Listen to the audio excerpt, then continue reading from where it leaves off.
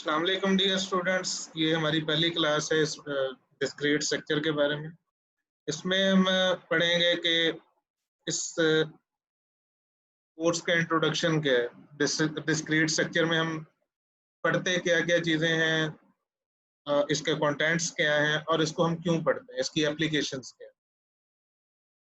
सबसे पहले discrete structure है क्या। तो डिस्क्रीट आप एक ऐसी चीज़ को कहते हैं जो कि डिस्टिंक्ट हो, सेपरेबल हो या काउंटेबल हो।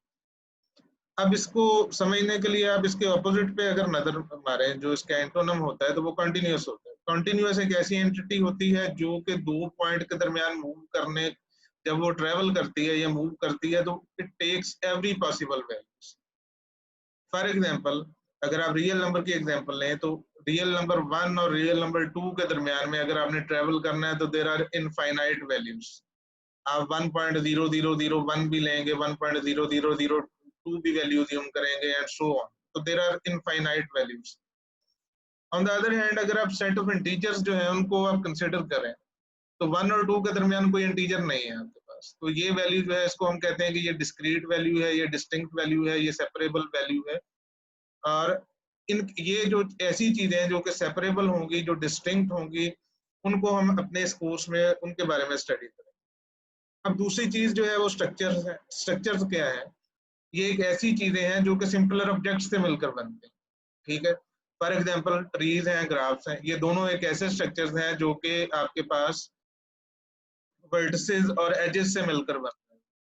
अगर आपने रियल लाइफ में देखना हो कि आपके पास स्ट्रक्चर की एग्जांपल क्या है, तो आपके पास जो आप घर बनाते हैं या आप कोई बिल्डिंग बनाते हैं तो that is an example of a structure, जो कि ब्रिक्स से मिलकर बनता है, जो कि सीमेंट से मिलकर बनता है, जो कि लकड़ी से मिलकर बनता है, जो कि लोहे और एल्यूमिनियम से मिलकर बनता है।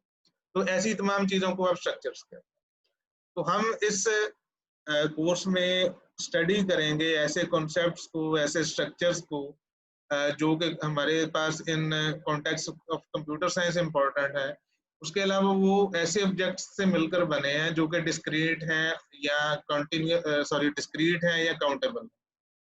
यहाँ पे एक डिस्टिंक्शन मैं बताना चाहूंगा कि जो काउंटेबल चीजें होती हैं उनका हरगिज ये मतलब नहीं होता है कि वो फाइनाइट है। काउंटेबल जो सेट्स होते हैं वो इनफाइनाइट हो सकते हैं। उसकी एग्जांपल क्या है? फॉर एग्जांपल, अगर आप कंसीडर करें कि सेट ऑफ इंटीजर्स, तो ये इटसेल्फ एक इनफाइनाइट सेट है, इसमें इनफाइनाइट नंबर ऑफ वैल्यूज है। लेकिन इसमें से मैं अगर कोई भी दो इंटीजर जो है वो चूज कर लेता हूँ, फॉर एग्जांपल मैं 5 चूज कर लेता हूँ मैं, और 1005 चूज कर लेता हूँ, तो मैं इजीली बता सकता हूँ कि इन दो इंटीजर नंबर के दरमियान कितने इंटीजर्स जो है वो लाई करते हैं। ऑन द अदर हैंड, अगर मैं रियल नंबर की डोमेन को देखूं, रियल नंबर के सेट को देखूं, और मुझसे कोई पूछे कि 1 और 2 के दरमियान कितने जो रियल नंबर लाई करते हैं, क्या आप उनको काउंट कर सकते हैं? तो हमारा ये जवाब होगा कि 1 और 2 के दरमियान जो रियल नंबर्स हैं वो इनफाइनाइट हैं और उनको काउंट नहीं किया जाता। ओके। उसके बाद हमने ये चीज देखनी है कि ये कोर्स हमने पढ़ना क्यों है, इसका फायदा क्या है। तो इसके बारे में आपको मैं ये बताना चाहता हूँ कि ये चंद उन कोर्सेज में है जो कि कंप्यूटर साइंस की थ्योरी को बिल्ड कर। इसमें आपके पास डिस्क्रीट मैथमेटिक्स आ जाता है जो कि कंप्यूटर साइंस की थ्योरी है। डिस्क्रीट मैथमेटिक्स है, एनालिसिस ऑफ एल्गोरिदम है, उसके अलावा आपके पास कंप्यूटर आर्किटेक्चर है, थ्योरी ऑफ ऑटोमेटा है। तो ये ऐसी चीजें हैं जो कि कंप्यूटर साइंस की थ्योरी को बिल्ड कर। बाकी सारी चीजें जो है उनके ऊपर ऑन टॉप ऑफ दैट जो है वो बिल्ड कर। तो डिस्क्रीट स्ट्रक्चर जो है, सबसे पहली जो इसकी एप्लीकेशन है या उसको पढ़ने का जो मोटिवेशन है वो ये है कि आपने रैशनल थिंकिंग करनी है। आपके पास कोई आर्गुमेंट अगर आता है तो आपने उसकी वैलिडिटी जो है उसको वेरीफाई करना है कि ये आपके पास आर्गुमेंट जो है वो वैलिड है या नहीं। ठीक है। दूसरी चीज ये है कि डिजिटल इंफॉर्मेशन जो भी आपके सामने है, फॉर एग्जांपल अगर आप अपने पोर्टल के ऊपर नजर दौड़ाएं तो आपका जितने भी आपके क्रेडेंशियल्स इसमें एंटर हैं, फॉर एग्जांपल आपका नाम है, आपका फादर्स नेम है, उसके अलावा आपके पास आपकी डिफरेंट आपका एड्रेस है, आपके डिफरेंट एट्रीब्यूट्स हैं। ये सारी की सारी चीजें जो है वो मेमोरी में और उसके बाद जो है वो आपके परमानेंट स्टोरेज में स्टोर हुई हैं, और जब भी उसकी जरूरत पड़ती है उनको वहां से फेच किया जाता है, प्रोसेस किया जाता है और उसको एक रिपोर्ट की शक्ल में आपके सामने ले आया। इसी तरह जो कोर्स आपने एनरोल किए हैं, ठीक है, जो सेमेस्टर जिसमें आप एनरोल हो चुके हैं, ये सारी चीजें ऐसी हैं जिनको आप डिस्क्रीट वैल्यूज कह सकते हैं। ये सेपरेबल चीजें हैं और इन्हीं की प्रोसेसिंग से आपकी जो डिजिटल इंफॉर्मेशन है वो आपके सामने आती है। उसके बाद कंप्यूटर साइंस में कौन से ऐसे सब्जेक्ट हैं जिसमें डिस्क्रीट स्ट्रक्चर्स को या डिस्क्रीट मैथमेटिक्स को आप यूज कर सकते हैं या उनका इस्तेमाल होगा। एक सबसे पहले analysis of algorithm, theory of automata, cryptography, networks में होगा, ऑपरेटिंग सिस्टम में होगा, डेटाबेसेस में होगा और कंप्यूटर आर्किटेक्चर में। तो इस लिहाज से आपको ये कोर्स जो है इसको बड़ी तवज्जो से पढ़ना पड़ेगा कि इसमें जो भी कॉन्सेप्ट्स आप यूज करेंगे वो आगे जाके आपने रीयूज करना है, ठीक है। स्पेशली अगर आपने एनालिसिस ऑफ एल्गोरिथम को अच्छा पढ़ना है या आपने थ्योरी ऑफ ऑटोमेटा को अच्छा पढ़ना है या आपने क्रिप्टोग्राफी की तरफ जाना है या आपने नेटवर्क्स और ऑपरेटिंग सिस्टम की तरफ जाना है या डेटाबेसेस की तरफ जाना है, तो या आर्किटेक्चर की तरफ जाना है, तो इसमें जो कॉन्सेप्ट्स होंगे उनको आपको अच्छी तरह से ग्रेस्प करना पड़ेगा, ठीक है। कंप्यूटर साइंस के अलावा आपके पास दूसरे बहुत सारे एरिया हैं जो कि जहाँ पे आपके पास मैथमेटिक्स में यूज हो सकते हैं, इंजीनियरिंग में और साइंस में जो है वो डिस्क्रीट स्ट्रक्चर की जो है एप्लीकेशन है। उसके बाद जो है वो कंटेंट्स हैं कि जो मेजर टॉपिक्स हम इसमें कवर करेंगे उसमें प्रोपोजिशंस हैं, प्रेडिकेट्स हैं, प्रूफ्स हैं, सेट्स हैं, फंक्शंस हैं, एल्गोरिदम्स हैं। अब एल्गोरिदम जो है इसके ऊपर शायद हम थोड़ा कम फोकस करेंगे as compared to other topics. उसकी वजह ये है कि एल्गोरिदम को आप दो मौकों पे और जगह पे पढ़ सकते हैं। लाइक आपने एल्गोरिदम जो है वो डाटा स्ट्रक्चर के और एंड एल्गोरिदम के कोर्स में एल्गोरिदम को डिस्कस किया हुआ होगा। उसके अलावा जब आप दोबारा एनालिसिस ऑफ एल्गोरिदम को पढ़ेंगे तो तब भी आप एल्गोरिदम्स को स्टडी कर रहे होंगे। तो इस वजह से यहाँ पे जो हम एल्गोरिदम पढ़ेंगे उसको हम उतनी डेप्थ में नहीं जाएंगे, बल्कि उसको हम थोड़ा उसके कंटेंट्स जो है वो कम इसमें शामिल करेंगे एज अपोज टू कॉम्बिनेटरिक्स या उसके अलावा जो फंक्शन हैं और सेट्स हैं। तो ये सारी चीजें जो है ये हम कर रहे हैं। एल्गोरिदम के बाद है आपके पास समेशंस हैं और सीक्वेंसेस हैं, उसके बाद कॉम्बिनेटोरिक्स है।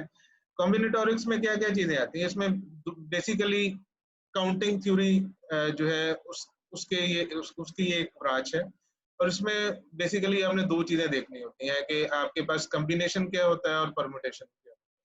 ये दोनों चीजें भी आपस में मिलती जुलती हैं, इनका फर्क जो है वो ऑर्डरिंग का फर्क होता है। तो ये जब हम वहां पे पहुंचेंगे तो हम जो है उसको देखेंगे कि परम्यूटेशन क्या होती है और कॉम्बिनेशन क्या होता है। उसके बाद प्रोबेबिलिटी है। प्रोबेबिलिटी में आप करते हैं, प्रोबेबिलिटी को आप कहते हैं कि it is a measure of uncertainty, कि एक इवेंट है उसके होने के, उसके अकर होने के चांसेस क्या हैं और उसके अकर ना होने के चांसेस, ठीक है। इसमें प्रोबेबिलिटी में भी दो डोमेन्स आ जाती हैं। एक जो है इसमें डिस्क्रीट प्रोबेबिलिटी होती है और डोमेन होती है और एक कंटिन्यूस होती है। तो चूंकि हम डिस्क्रीट स्ट्रक्चर पढ़ रहे हैं तो इस कोर्स में हम डिस्क्रीट प्रोबेबिलिटी डोमेन जो है उसको डिस्कस करेंगे थोड़ा सा। उसके बाद रिलेशंस हैं, ग्राफ्स एंड ट्रीज हैं और बुलियन फंक्शंस हैं जिसको हम करेंगे, और एंड पे अगर हमारे पास टाइम बचा तो हम ऑटोमेटा को थोड़ा। ओके, नेक्स्ट है हमारे पास प्रोपोजिशनल लॉजिक। प्रोपोजिशनल लॉजिक को देखने से पहले हम ये देखते हैं कि लॉजिक क्या है, ठीक है।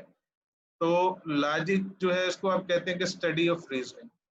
स्टडी ऑफ रीजनिंग क्या है कि एक चीज जो है, कोई भी कॉन्सेप्ट है, कोई ऑब्जेक्ट है, उसके बारे में आप जो है वो ग्रेजुअली चीजों को लर्न करते हैं और उसके बारे में जो भी हाइपोथेसिस आपने बनाए उनको आप वैलिडेट करते हैं कि ये हाइपोथेसिस ट्रू है या नहीं, ठीक है।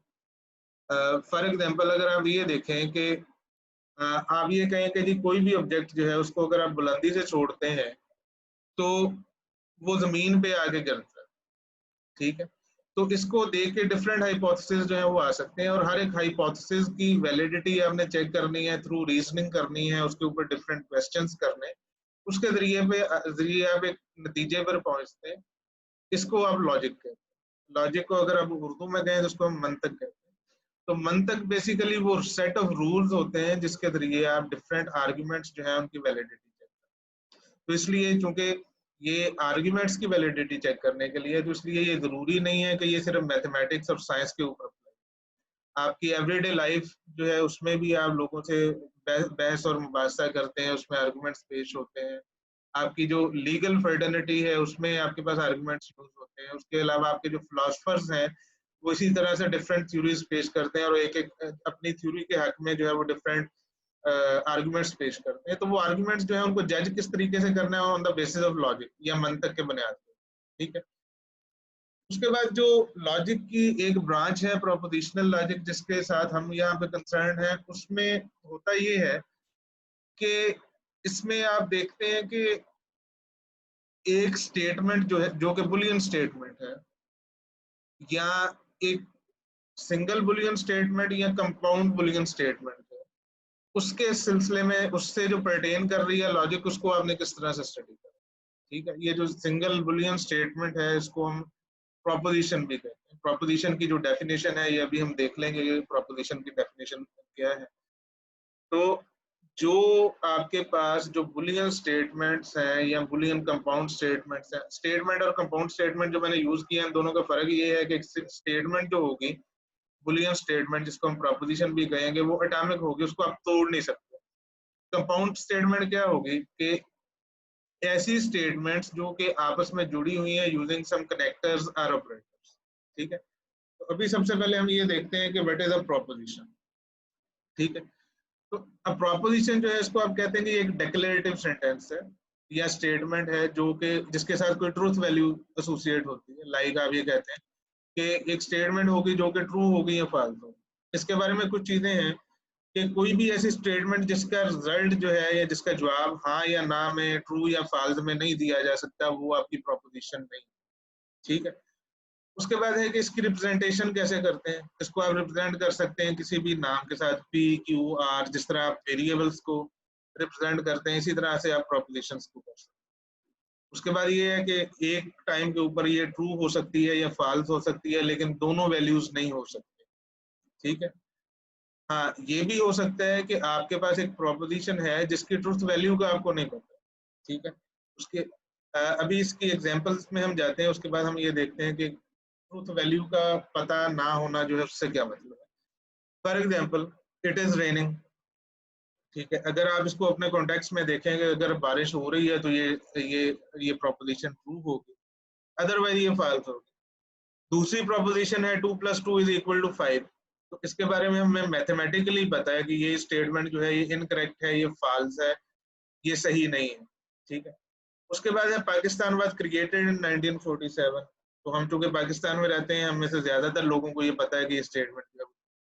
इसी लेकिन अगर ये स्टेटमेंट आप किसी दूसरे गैर मुल्की से पूछ लें, एक जापान में एक बंदा रह रहा है जो कि वहाँ का नेटिव है या यूएसए का नेटिव है, तो उसको इसकी ट्रूथ वैल्यू का नहीं पता होगा, लेकिन उसके बावजूद ये स्टेटमेंट जो है ये एक प्रोपोजिशन है, ठीक है। उसके बाद ये है कि 11213 इज अ प्राइम नंबर। इसके बारे में हम पता कर सकते हैं कि इसके फैक्टराइजेशन करने के बाद कि प्राइम नंबर है या नहीं है। अभी फौरी तौर पे हमें इसका नहीं पता कि ये प्राइम नंबर है, ठीक है, लेकिन ये स्टेटमेंट जो है ये प्रोपोजिशन है, क्योंकि जब हम इसके ट्रूथ वैल्यू तक पहुंचेंगे तो तब उसका नतीजा यही आएगा कि या ये वैल्यू ट्रू होगी या फॉल्स होगी, ठीक है। फाइनली एग्जांपल आप देखें, there exist an odd perfect number. अब इसकी इसके बारे में हमें नहीं पता कि क्या ऑड परफेक्ट नंबर एग्जिस्ट करता है या नहीं करता है। तो परफेक्ट नंबर के बारे में मैं आपको थोड़ा सा बता दूं कि परफेक्ट नंबर जो है वो एक ऐसा नंबर होता है जिसके अगर आप फैक्टराइजेशन करें तो उनके फैक्टर्स को अगर आप सम करें तो वही नंबर बनता है, ठीक है। फॉर एग्जाम्पल, अगर आप 6 की फैक्टराइजेशन करें तो उसके 3 फैक्टर्स बनेंगे, 3 × 2 × 1। तो इन फैक्टर्स को आप अगर जमा करते हैं तो वो 6 के बराबर। उसके बाद है प्रोपोजिशन में हम ऐसी चीजों को देखेंगे कि जो कि प्रोपोजिशंस नहीं है, ठीक है। ऐसी एग्जांपल्स, ऐसी स्टेटमेंट्स जो कि प्रोपोजिशन नहीं है। हाउ ओल्ड आर यू, क्या आप इसका जवाब हाँ या ना में दे सकते हैं, ट्रू या फॉल्स में दे सकते हैं? तो नहीं दे सकते, तो इसलिए ये प्रोपोजिशन नहीं है। आप कहाँ पे रहते हैं, ये भी इंटेरोगेटिव है, ठीक है। Bring me a glass of water, ये आपके पास एक कमांड है, आप किसी को कह रहे हैं कि आप जाएं और मेरे लिए कोई काम करें या पानी पानी का गिलास लेकर। उसके बाद आप लिखते हैं 1+2, ठीक है। 1+2, और इसके साथ हमने कोई इक्वेट नहीं किया है, किसी चीज को असर्ट नहीं किया, किसी चीज को डिक्लेयर नहीं किया है कि 1+2 जो है वो 3 के बराबर है, 5 के बराबर है, 7 के बराबर है, जब तक हम वो नहीं करेंगे तो ये स्टेटमेंट जो है वो प्रोपोजिशन नहीं बने। Finally x plus 2 is equal to 5, तो x plus 2 is equal to 5 का हमें नहीं पता कि ये ट्रू है या फॉल्स है, क्योंकि दोनों वैल्यूज जो है वो नंबर नहीं है, ठीक है। दूसरी चीज जो है वो वेरिएबल। तो जब आप x को वैल्यू देंगे, फॉर एग्जांपल अगर आप ये कहते हैं कि x plus 2 is equal to 5 and x is equal to 4, तो हम फिर ये कह सकते हैं कि ये एक प्रोपोजिशन है जो कि फॉल्स है, क्योंकि 4 plus 2 will not be equal to 5। So ये तो हो गया कि प्रोपोजिशन की डेफिनेशन क्या है, क्या क्या स्टेटमेंट्स जो है वो प्रोपोजिशन हो सकती हैं, और कौन सी ऐसी स्टेटमेंट है जो कि प्रोपोजिशन नहीं हो सकती। उसके बाद है लॉजिकल ऑपरेटर्स। जिस तरह मैथ में आपके पास ऑपरेटर्स होते हैं, प्लस होता है, माइनस होता है, मल्टीप्लाई होता है, डिवाइड होता है, इसी तरह आपके पास जो बुलियन लॉजिक है या जो आपके पास प्रोपोजिशनल लॉजिक है, उसमें आपके पास ऑपरेटर्स होते हैं। तो ऑपरेटर जो है वो जिसे लाइक मैथमेटिकल ऑपरेटर, वो आपके पास यूनरी भी हो सकते हैं और बाइनरी भी हो सकते हैं, ठीक है। जिस तरह प्लस और माइनस जो है ये दोनों तरह से काम करते हैं, माइनस जो है वो यूनरी भी हो सकता है और बाइनरी भी हो सकता है। तो यहाँ पे हमारे पास सिर्फ एक यूनरी ऑपरेटर है जिसको हम नेगेशन ऑपरेटर या नॉट ऑपरेटर कहते हैं। इसी तरह उसके बाद है कंजंक्शन ऑपरेटर, जिसको आप एंड ऑपरेटर भी कहते हैं, उसका सिंबल आपको टेबल में दिया गया है। इसी तरह डिसजंक्शन ऑपरेटर है, इसको आप और भी कहते हैं, या आप इसको इंक्लूसिव आर कहते हैं, इसका जो सिंबल है वो भी दिया गया है। उसके बाद है एक्सक्लूसिव आर ऑपरेटर, या इसको एक्स और ऑपरेटर कहते हैं, ये भी एक बाइनरी ऑपरेटर है। उसके बाद है इम्प्लीकेशन सॉरी इम्प्लीकेशन जो है, इसका ऑपरेटर आपके पास टेबल में दिया गया, ये भी एक बाइनरी ऑपरेटर है, ठीक है। उसके बाद बाई कंडीशनल इम्प्लीकेशन है या बाई कंडीशनल ऑपरेटर। इसके जो इनफॉर्मल नेम है उसमें if, I double F if है, इफ एंड ओनली इफ है, नेसेसरी एंड सफिशिएंट है। इसी तरह की चीजें जो है वो आपको बुक में मिल जाएंगी, जो कि इसके लिए नॉर्मल इंग्लिश सेंटेंसेस में जो है वो यूज होती हैं, या आपके पास टेक्निकल जो राइटिंग है उसमें आप इसके लिए आई डबल एफ भी यूज कर सकते हैं, इफ एंड ओनली इफ भी यूज कर सकते हैं, सफिशिएंट, नेसेसरी एंड सफिशिएंट जो है वो भी कर सकते हैं। इसी तरह जो इम्प्लीकेशन ऑपरेटर है उसके लिए आप जो है वो इफ देन भी कर सकते हैं यूज। उसके लिए आप व्हेन का जो है वो भी इस्तेमाल कर सकते हैं टर्मिनोलॉजी। तो ये चीजें जो है वो डिफर करती हैं कि इंग्लिश में क्या है, लेकिन जब आप इसको लॉजिक के अंदर लेके आएंगे तो आपके पास यही सिंबल जो है वो यूज, ठीक है।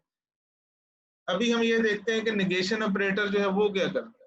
नेगेशन ऑपरेटर ने बेसिकली ये करना है कि उसने आपकी जो ट्रूथ वैल्यू है उसको इन्वर्ट कर देना। फॉर एग्जाम्पल अगर आपकी वैल्यू जो है वो ट्रू थी तो वो उसको फॉल्स कर देगा, और अगर फॉल्स थी तो उसको ट्रू कर देगा। फॉर इंस्टेंस अगर आपके पास एक प्रोपोजिशन पी है जो कि जो डिनोट कर रही है इट इज रेनिंग को, तो नॉट पी जो है वो क्या हो गया। नॉट पी को आप दो तरीके से लिख सकते हैं। आप पहला तरीका ये है, it is not the case that it is raining, या सिंपली आप उसके अंदर जो है वो निगेट कर सकते हैं स्टेटमेंट के अंदर कि आप उसको कह सकते हैं इट इज नॉट, ठीक है। और नीचे आपके पास छोटा सा ट्रूथ टेबल दिया हुआ है इसका कि पी अगर ट्रू होगा तो नॉट पी फॉल्स हो जाएगा, इसी तरह पी अगर फॉल्स होगा तो नॉट पी जो है। तो इसमें कोई बहुत मुश्किल चीज अभी तक हमने नहीं देखी। उसके बाद हम देखते हैं कि नेक्स्ट जो है वो कंजंक्शन ऑपरेटर। तो लॉजिकल एंड ऑपरेटर जो है, जब ये इसके बारे में एक चीज तो आप ये देखेंगे कि जो लॉजिकल एंड ऑपरेटर है या कंजंक्शन ऑपरेटर है, ये एक बाइनरी ऑपरेटर। बाइनरी ऑपरेटर का मतलब ये है इसको जो है वो ऑपरेट करने के लिए दो ऑपरेंड्स की जरूरत है, ठीक है। तो उसके बाद ये है कि कंजंक्शन, जब इसको आप दो ऑपरेटर्स के ऊपर अप्लाई करेंगे तो वो कंजंक्शन एक बन जाए। तो वो कंजंक्शन कब ट्रू होगी और कब फॉल्स होगी। तो एंड के बारे में आपने शायद पहले भी कहीं पे पढ़ा हो, मैथ के अंदर पढ़ा हो या डीएलडी के अंदर पढ़ा हो, कि कंजंक्शन जो है वो उसी वक्त ट्रू होती है जब उसके दोनों ऑपरेंड की ट्रूथ वैल्यू जो है वो ट्रू के बराबर। अगर उसके दोनों ऑपरेटर्स में जो ऑपरेंड्स हैं उनमें से कोई एक भी फॉल्स होगा तो ये फॉल्स हो जाएगा। फॉर इंस्टेंस अगर आपके पास है कि P एक प्रोपोजिशन है it is raining, and Q एक प्रोपोजिशन है इट इज सनी, तो इनका कंजंक्शन क्या बनेगा, it is raining and it is Sunny. तो ये कब ट्रू होगी, जब आपके पास बारिश भी हो रही होगी और सूरज भी निकला होगा, ठीक है। ये उसका ट्रूथ टेबल है। इसमें आप देख सकते हैं कि ये P एंड Q जो है, या P कंजंक्शन Q उसी वक्त ट्रू है जब दोनों P और Q दोनों की ट्रूथ वैल्यूज जो है वो ट्रू है। ठीक है, उसके बाद हम चलते हैं डिसजंक्शन ऑपरेटर पे। डिसजंक्शन ऑपरेटर जो है इसको अगर आप देखेंगे तो ये उसका इनवर्स है। इनवर्स किस तरह से है कि एक डिसजंक्शन जो है, जो कि दो प्रोपोजिशन से मिलकर बनती है और उनके दरमियान में और ऑपरेटर है, ये ट्रू होगा जब इसका कोई भी ऑपरेंड ट्रू हो जाए या दोनों ऑपरेंड ट्रू हो जाए। ठीक है, इसका कोई भी ऑपरेंड ट्रू हो जाए या इसके दोनों ऑपरेंड ट्रू हो जाए तो ये ट्रू होगी, अदरवाइज ये फॉल्स होगी। या दूसरे लफ्जों में आप ये कहना चाहते हैं कि जो डिसजंक्शन है ये उसी वक्त फॉल्स होगी जब आपके पास इसके दोनों ऑपरेंड्स की ट्रूथ वैल्यू फॉल्स के बाद। ठीक है, फॉर एग्जांपल मेरे पास P और Q दो प्रोपोजिशंस है। P ये कहती है कि door of my room is open and Q ये कहती है कि window of my room is open. तो P डिसजंक्शन Q या P और Q का क्या मतलब होगा, इसको हम कैसे लिखेंगे? Door of my room is open और window of my room is open. ठीक है, तो ये कब ट्रू होगी? जब आपका दरवाजा खुला हुआ होगा रूम का, ये तब भी ट्रू होगी। जब आपकी विंडो खुली हुई है और लेकिन दरवाजा बंद है तब भी ट्रू होगी। और जब दोनों दरवाजा भी खुला हुआ है और विंडो भी खुली हुई है तो तब भी। तो यही चीज आप इसके ट्रूथ टेबल में देख सकते हैं कि जब दोनों वैल्यूज ट्रू है तब भी ये ट्रू है, जब दोनों में से कोई एक ट्रू है तो तब भी ये ट्रू, जब दोनों फॉल्स हो जाएंगी तो तब ये फॉल्स होगी। इसीलिए इसको कहते हैं कि ये इंक्लूसिव आर भी है। इंक्लूसिव आर का मतलब ये है कि ये अलाउ करता है कि इसके दोनों ऑपरेंड जो है वो ट्रू हो। ठीक है, उसके बाद हमारे पास आ जाता है exclusive or. Binary exclusive or जो है ये भी एक बाइनरी ऑपरेटर है, इसको भी दो ऑपरेंड चाहिए। लेकिन जब आप एक्सक्लूसिव आर ऑपरेशन जो है वो दो प्रोपोजिशन के दरमियान में लगाएंगे तो जो एक्सक्लूसिव आर की कंपाउंड स्टेटमेंट बनेगी वो कब ट्रू होगी या कब फॉल्स होगी? वो ट्रू तब होगी जब आपके दोनों ऑपरेंड की ट्रूथ वैल्यू जो है वो डिफरेंट है। लाइक एक आपका ऑपरेंड ट्रू है दूसरा फॉल्स है, या दूसरा ऑपरेंड जो है वो सॉरी पहला ट्रू है और दूसरा फॉल्स है, या पहला फॉल्स है और दूसरा ट्रू है। इन दोनों केसेस में आपका जो एक्सक्लूसिव आर है उसकी जो कंपाउंड स्टेटमेंट है वो ट्रू होगी, अदरवाइज वो फॉल्स हो जाए। ठीक है, लाइक जब दोनों ट्रू होंगे तब भी फॉल्स हो जाएगी, जब दोनों फॉल्स होंगे तब भी ट्रू हो जाएगी। फॉर एग्जांपल मैं ये कहता हूँ कि I will take an A in this course, और दूसरा क्यू है हमारे पास कि आई विल ड्रॉप दिस। तो इनका जो एक्सक्लूसिव आर है, जो कंपाउंड स्टेटमेंट बनेगी वो ये है कि I will either take an A in this course और I will drop this course. ठीक है, अब इसका क्या मतलब है? लॉजिकली भी देखें तो आप एक कोर्स को जो है या तो वो ड्रॉप कर सकते हैं, ठीक है, या आप उसमें ये ले सकते हैं। अगर आपने ड्रॉप कर दिया तो डेफिनेटली आपका उसमें कोई ग्रेड नहीं आएगा। ठीक है, ड्रॉप लिखा हुआ आएगा, आपका कोई ग्रेड नहीं आएगा। तो इसका मतलब यही है कि आप दोनों में से एक काम कर सकते हैं। ठीक है, लेकिन समटाइम्स आपके पास जो है वो स्टेटमेंट कुछ इस तरह की होती है कि दोनों चीजें बैक वक्त ट्रू हो सकती हैं। आपने उसको कन्वर्ट किस तरह से करना है, इसको आपने कंपाउंड स्टेटमेंट में या कंपाउंड इक्वेशन के अंदर किस तरह से ट्रांसफर करना है, उसके लिए आपको कॉन्टेक्स्ट की जरूरत है। ठीक है, इसको हम आगे जाके भी देखें।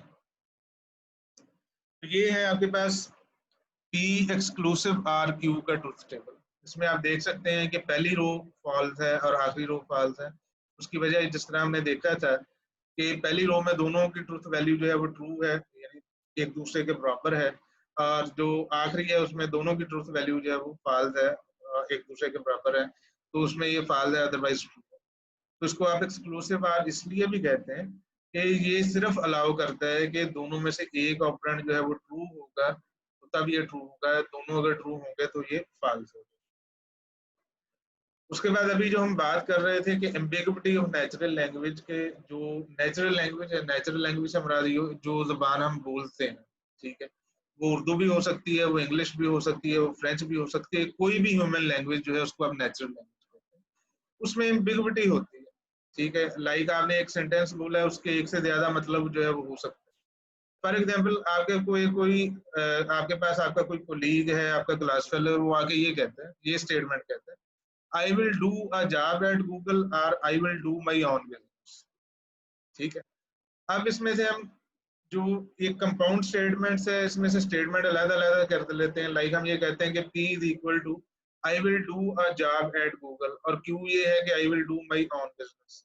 ठीक है, तो ये पूरी स्टेटमेंट को आप किस तरह से कन्वर्ट करेंगे? आप इसको PRQ यानी इंक्लूसिव आर के साथ करेंगे, या आप इसको एक्सक्लूसिव आर के साथ? ठीक है, क्योंकि इस स्टेटमेंट में आपको ये पता है कि ये पॉसिबल है कि एक बंदा गूगल के ऊपर जॉब कर रहा है या किसी भी कंपनी में जॉब कर रहा है, लेकिन साथ में अपना वो पार्ट टाइम बिजनेस भी कर रहा है। तो इट इज वेरी पॉसिबल कि आप इसको P इंक्लूसिव आर क्यू के साथ करें। और अगर आपके पास जो है इसका कोई कॉन्टेक्स्ट है, लेकिन कि वो बंदा कहता है जी कि मैंने यहाँ तो जॉब करनी है तो गूगल में करनी है, यहाँ मैंने अपना बिजनेस करना है, तो अगर ये कॉन्टेक्स्ट होगा, अगर ये सिनेरियो होगा कि वो कहेगा जी कि अगर मुझे जॉब मिलेगी गूगल में तो तब ही मैं जॉब करूंगा, अदरवाइज मैं बिजनेस करूंगा। तो इस सिनेरियो में आप इसको एक्सक्लूसिव आर के साथ मॉडल करेंगे, इसको आप एक्सक्लूसिव आर के साथ जो है वो कन्वर्जन इसकी करेंगे मैथमेटिकल इक्वेशन में। तो इस तरह के कुछ ऐसे जो स्टेटमेंट होती हैं नेचुरल लैंग्वेज में या इंग्लिश में या उर्दू में, जिनको आपने जब कन्वर्ट करना है तो उसके लिए आपको लिहाज रखना पड़ता है, उसके लिए आपको देखना पड़ता है कि ये जो है वो मैथ के अंदर किस तरह से कन्वर्ट होंगी, ये इंक्लूसिव के साथ होंगी, एक्सक्लूसिव के साथ होंगी, या दूसरा कोई एम्बिगुइटी का सोर्स जब आगे जाके आएगा तो उसको भी हम देखेंगे कि और एम्बिगुइटी जो है वो आपके पास कहाँ पे आ सकती है। ठीक है, फाइनली है आपके पास इम्प्लीकेशन ऑपरेटर। इम्प्लीकेशन ऑपरेटर जो है इसको आप कंडीशनल स्टेटमेंट भी कहते हैं, इसको पढ़ते हैं P इम्प्लाइज Q के साथ। ठीक है, इसको पढ़ने के और भी तरीके हैं, इसको आप इफ P then Q भी पढ़ सकते हैं, इसको आप Q when P भी पढ़ सकते हैं। ठीक है, तो एग्जाम्पल में हम देखते हैं कि फॉर एग्जाम्पल अगर आपके पास है कि you have a degree in CS। ठीक है, if you have a degree in CS तो क्यू ये है you will get a good good job. ठीक है, तो यहाँ पे थोड़ा मिस्टेक हुआ, इफ जो है ये इसका पार्ट नहीं है पी का, if is not part of P. ये जो मैं आपको स्लाइड जो है वो कन्वर्ट करके दूंगा, इसमें से मैं ये हटा दूंगा, तो पी किसके बराबर है, बल्कि मैं इसको अभी से हटा दूंगा।